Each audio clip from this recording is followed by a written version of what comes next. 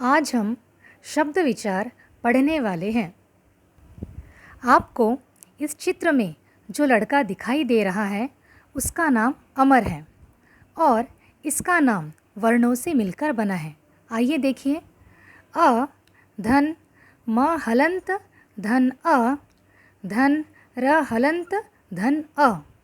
इन्हीं वर्णों को जोड़ दिया जाए तो शब्द बन जाता है। अर्थात दो या दो से अधिक वर्णों के स्वतंत्र सार्थक समूह को शब्द कहते हैं, जैसे कमल, अनामिका आदि। यहाँ गेंद एक स्वतंत्र शब्द है। जब इसी शब्द को वाक्य में प्रयुक्त कर दिया जाए तो यह पद बन जाता है, जैसे लड़का गेंद से खेलता है। वाक्य में प्रयुक्त होने के बाद शब्द गेंद पद बन गया। पद की परिभाषा है, सही शब्द जब वाक्य में प्रयुक्त होता है तो उसे पद कहते हैं। शब्दों का वर्गीकरण। शब्दों का वर्गीकरण हम 5 आधारों पर करते हैं। पहला, स्रोत या उत्पत्ति के आधार पे, रचना या बनावट के आधार पर, प्रयोग के आधार पर, अर्थ के आधार पर, व्याकरणिक प्रकार्य के आधार पर। पहला प्रकार है स्रोत या उत्पत्ति के आधार पर। उसमें पहला प्रकार है तत्सम शब्द। संस्कृत भाषा के वे शब्द जो ज्यों के त्यों अर्थात बिना किसी परिवर्तन के हिंदी भाषा में ले लिए गए हैं, उन्हें तत्सम शब्द कहते हैं, जैसे ग्राम, दंड, कर्म आदि। तद्भव शब्द। संस्कृत भाषा के वे शब्द जो परिवर्तित होकर हिंदी भाषा में आ गए हैं, उन्हें तद्भव शब्द कहते हैं, जैसे कायर, दही आदि। देशज शब्द। जो शब्द अपने देश की क्षेत्रीय भाषाओं और स्थानीय बोलियों से हिंदी में आ गए हैं, उन्हें देशज शब्द कहते हैं। क्षेत्रीय भाषाओं अर्थात क्षेत्र संबंधी, स्थानीय अर्थात एक विशेष स्थान से संबंधित। इसका उदाहरण है पगड़ी, पेट, जूता, खिड़की आदि। विदेशी शब्द।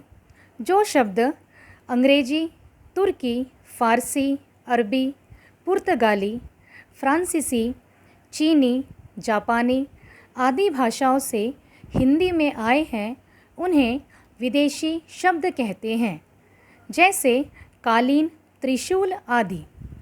संकर शब्द।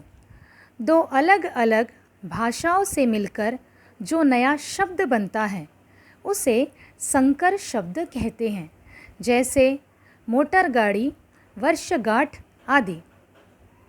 शब्द के प्रकार में मुख्य दूसरा प्रकार है रचना के आधार पर।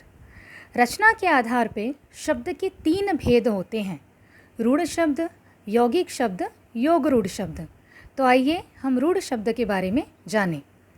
जिन शब्दों का अर्थ किसी विशेष के लिए होता है तथा जिसके सार्थक खंड नहीं किए जा सकते, सार्थक खंड अर्थात जिसके टुकड़े नहीं किए जा सकते, उन्हें रूढ़ शब्द कहते हैं।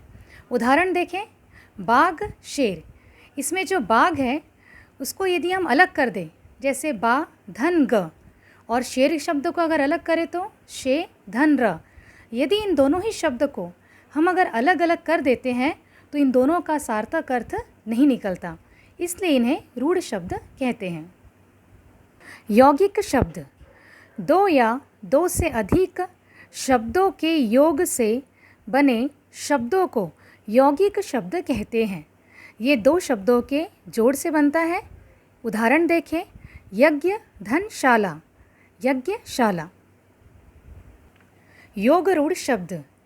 ऐसे यौगिक शब्द जो किसी विशेष अर्थ को प्रकट करते हैं, योग रूढ़ शब्द कहलाते हैं।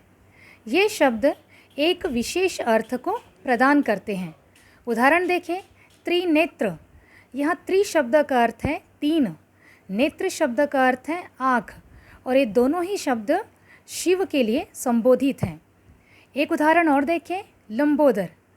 यहाँ लंबा धन उदर विशेष अर्थ देता है गणेश जी के लिए।